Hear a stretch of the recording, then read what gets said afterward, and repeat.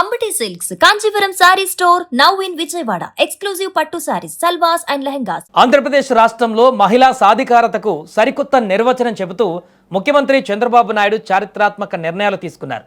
అంతర్జాతీయ మహిళా దినోత్సవాన్ని పురస్కరించుకొని మార్చి 8న నిర్వహించేటువంటి బహిరంగ సభలో ఆడబిడ్డల కోసం వరాల జల్లు కురిపించేందుకు ప్రభుత్వం సర్వం సిద్ధం చేసింది. కేవలం మాటలకే పరిమితం కాకుండా డ్వాక్రా మహిళల ఇళ్లలో ఆర్థిక వెలుగులు నింపేలా విప్లవాత్మక పథకాలను ప్రకటించనున్నారు. ముఖ్యంగా ఎన్టీఆర్ కళ్యాణ లక్ష్మి, ఎన్టీఆర్ విద్యాలక్ష్మి వంటి పథకాలతో సామాన్య మహిళలకు ప్రభుత్వం కొండంత అండగా నిలవనుంది. రాష్ట్రంలోని డ్వాక్రా సంఘాల సభ్యుల కుటుంబాలలో ఆడపిల్లల పెళ్లిళ్లు ఇకపై తల్లిదండ్రులకు భారం కాకూడదనే ఉద్దేశంతో ఎన్టీఆర్ కళ్యాణ లక్ష్మి పథకాన్ని ప్రభుత్వం ప్రవేశపెట్టింది. ఈ పథకం ద్వారా అవసరాన్ని బట్టి 10,000 నుంచి ₹1,00,000 వరకు రుణ సదుపాయాన్ని కల్పిస్తారు. బయట ప్రైవేటు వడ్డీ వ్యాపారుల దగ్గర అధిక వడ్డీలకు అప్పులు చేసి ఇబ్బంది పడకుండా ప్రభుత్వం కేవలం పావలా వడ్డీతోనే ఈ మొత్తాన్ని అందిస్తుంది. దీనివల్ల మధ్యతరగతి పేద కుటుంబాలలోని ఆడబిడ్డల వివాహాలు గౌరవప్రదంగా జరిగేందుకు మార్గం సుగమమవుతుంది.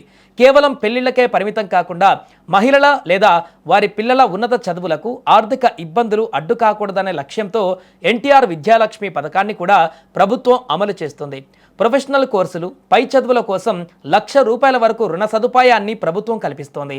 మహిళల భద్రత, నైపుణ్యాభివృద్ధికి కూడా ప్రభుత్వం అత్యంత ప్రాధాన్యతనిస్తోంది. రాష్ట్ర వ్యాప్తంగా ఇప్పటికే ఉన్న సేవా కేంద్రాలకు అదనంగా టెక్కలి, కుప్పం, మదనపల్లె, ఆధోని వంటి ప్రధాన ప్రాంతాలలో మరో 10 కొత్త వన్ స్టాప్ సెంటర్లను సీఎం ప్రారంభించనున్నారు. ప్రస్తుతానికి ఇవి అద్దె భవనాలలో ప్రారంభమైన కేంద్రం కేటాయించిన 6 కోట్ల నిధులతో త్వరలోనే వీటికి శాశ్వత భవనాలు కూడా నిర్మించనున్నారు. అంతేకాకుండా మహిళల్లో నైపుణ్యాలను పెంపొందించేందుకు Indian School of Business, Amrita university వంటి ప్రముఖ సంస్థలతో సెర్ఫ్, మెప్మా కీలక ఒప్పందాలు చేసుకోనున్నాయి.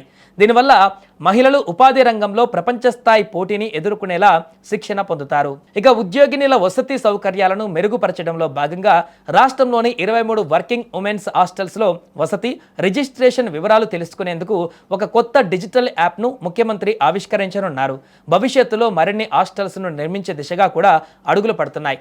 ఆర్థిక స్వాలంబన కోసం రంపచోడవరంలో వెదురు ప్రాసెసింగ్ ప్లాంట్, చిత్తూరులో మునగ ప్రాసెసింగ్ ప్లాంట్ల ఏర్పాటుకు సీఎం వర్చువల్గా శంకుస్థాపన చేస్తారు. అలాగే మహిళల ఆధ్వర్యంలో నడిచేటువంటి మరో 5 తృప్తి క్యాంటీన్లను కూడా ప్రభుత్వం ప్రారంభించి వారికి ఉపాధి కల్పించనుంది.